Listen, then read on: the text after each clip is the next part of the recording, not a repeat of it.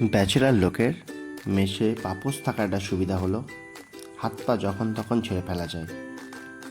তাই কোনো এক মেঘলা উইকেন্ডে এভাবেই হাত পা ঝেড়ে ইন্ডিয়াস বেস্ট কিপ সিক্রেট রাজ্যের এক ঝর্ণা দেখার বড় ইচ্ছা হলো। দেবকুণ্ড উড়িষ্যার ময়ূরভঞ্জ জেলার স্থিত এক ঝর্ণা দেবকুণ্ড। যাত্রা শুরু চিরাচরিত পথে ঘাটশিলা হয়ে দুটো ন্যাশনাল পার্ক ধরে বাড়িপদা, তারপর গুগল ম্যাপ দেখা যাবে। ঘাটশিলা যাওয়ার পথে পড়ে দুয়ারসিনী জঙ্গল, বাংলা ও ঝাড়খণ্ডের বর্ডার লাগোয়া এক পাহাড়ে ঘেরা জঙ্গল, যেখানে মেঘ গাভীর মতো খেলে এবং গাভীরা রাস্তায় মারামারি করে।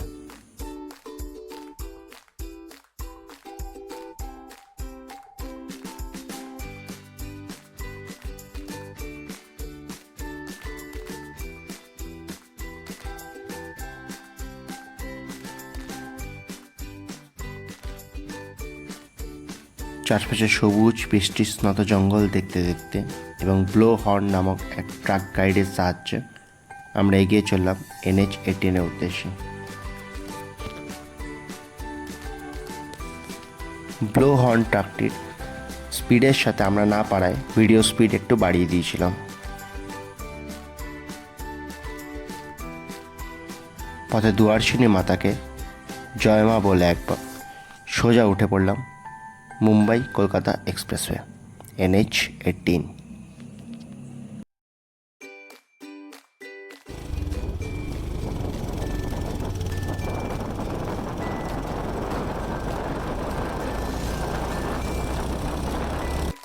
মাঝে চালক, বাহন ও সওয়ারির কয়েকখানি ফটো তোলার পর ঘণ্টাখানেকের মধ্যে বাড়িপদা পেরিয়ে প্রবেশ করলাম পাহাড়, নদী, সবুজে ঘেরা এক সরু রাস্তায়।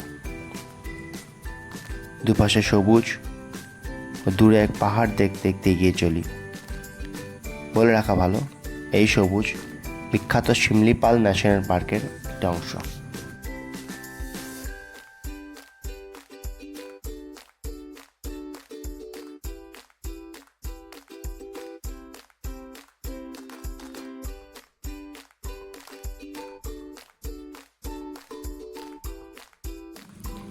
অলসভাবে আরণ্যকে স্মৃতিচারণা করতে করতে হঠাৎই মনে পড়ল দেবকুণ্ড 2টোর সময় বন্ধ হয়ে যায়। এখন ঘড়িতে বাজে 1:25।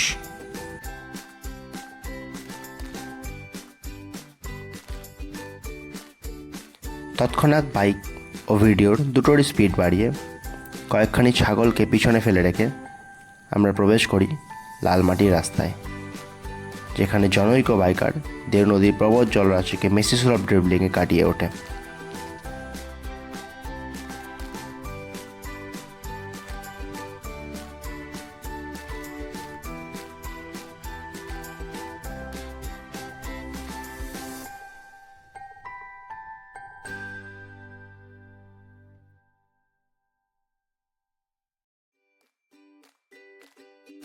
তারে বয়ে চলেছে সদ্য উৎপত্তি হওয়া দেও নদী, যার উৎসস্থল আজ আমার দ্রষ্টব্য।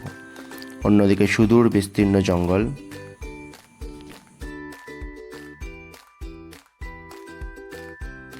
বাঘের অভয়ারণ্যে এক গরুর অবাধ বিচরণে আমরা পশু সমাজে ফ্রি টু লিভ বার্তাটি নতুন করে গ্রহণ করে যাত্রাপথ অব্যাহত রাখি। ঘড়িতে যখন বাজে 1:50, তখন ফাইনালি আমরা দেবকুণ্ডর গেটে।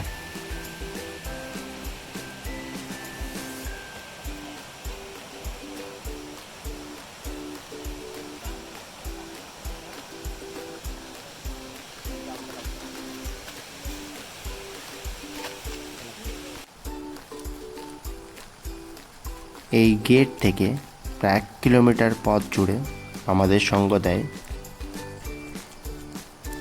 এই জলরাশির শব্দ।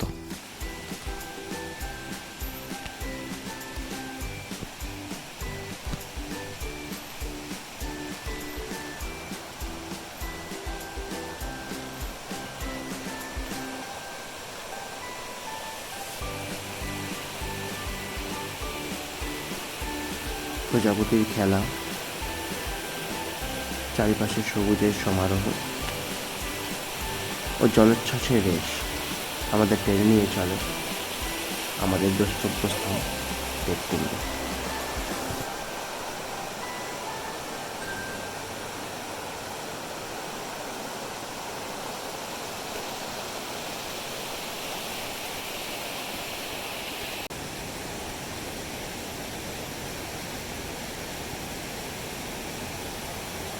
অবশেষে আমরা পৌঁছাই দেবকুণ্ড চক্র।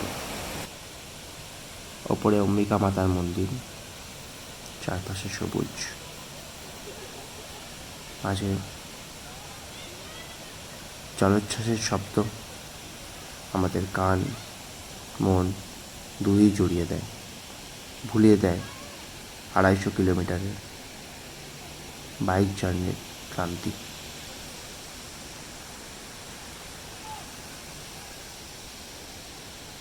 ওদিকে তাকা, ওদিকে তাকা, ওদিকে তাকা।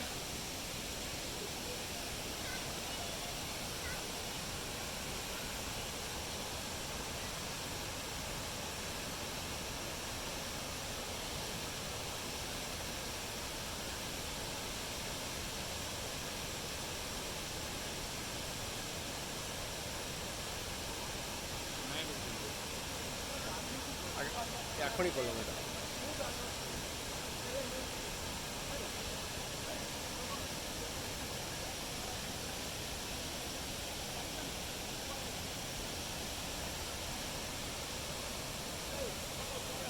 একরাশ জলোচ্ছ্বাসের রেশ নিয়ে আমরা বেরিয়ে পড়ি আর এক নতুন স্থানের উদ্দেশ্যে।